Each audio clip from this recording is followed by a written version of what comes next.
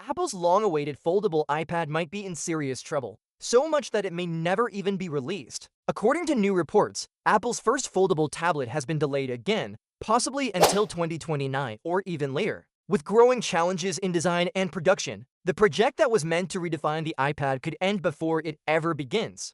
Bloomberg's Mark Gurman recently reported that Apple has been secretly developing an 18-inch foldable iPad for several years. The goal was to create a large old-screen tablet that could fold in half, combining the power of a laptop with the portability of an iPad. Apple originally hoped to launch it by 2028, but due to technical and design issues, the release date has now been pushed back even further, and there's no clear timeline for when or if it will ever come out. The biggest challenges seem to be related to engineering and practicality. Apple is reportedly working with Samsung to perfect the foldable OLED display and to minimize the screen crease. But the real problem lies in the device's weight. Early test units reportedly weigh around 3.5 pounds, nearly 3 times heavier than the 13-inch iPad Pro, which is about 1.3 pounds. That's roughly the same as a MacBook Pro, which completely defeats the purpose of a lightweight and portable tablet. Apple planned for this foldable iPad to be its big move into the foldable device market,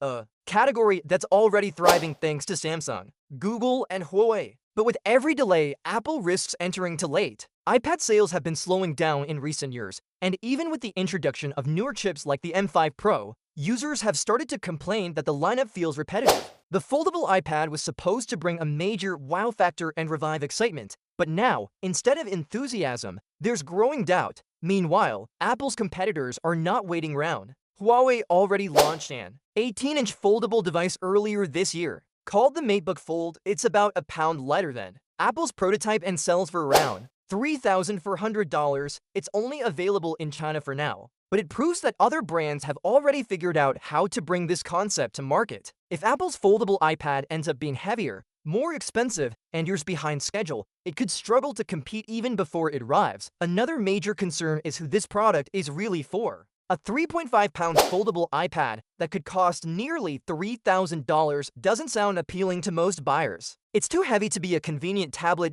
and too limited to replace a laptop. When folded, it reportedly looks like a thick MacBook with no screen, making it awkward to carry. When opened, it becomes about the size of a 13-inch laptop. So what's the real purpose of owning something that doesn't fully replace either device? Apple's biggest strength has always been combining innovation with practicality. But this time, it seems the company might be pushing innovation too far. A giant foldable iPad might look futuristic, but if it's heavy, costly, and uncomfortable to use, it may not make sense for the average user. Apple has also shown in the past that it's not afraid to cancel big projects if they stop making sense. The company recently shut down its long-running Apple Car project after years of work and paused development on a cheaper version of the Vision Pro headset. If the foldable iPad continues to face weight, cost, and design issues, there's a real chance Apple could abandon it too right now.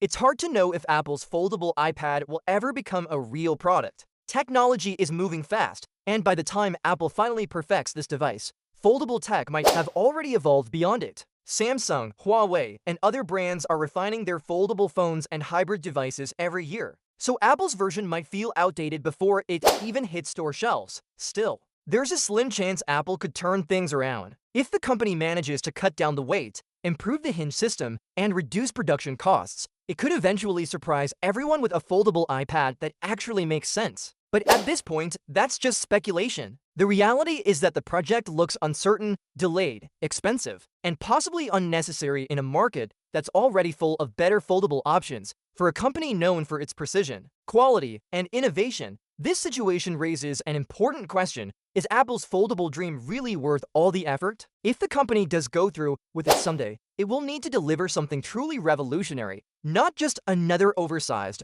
overpriced gadget. Until then, the foldable iPad remains one of Apple's most ambitious but most doubtful projects ever, a dream that might never unfold.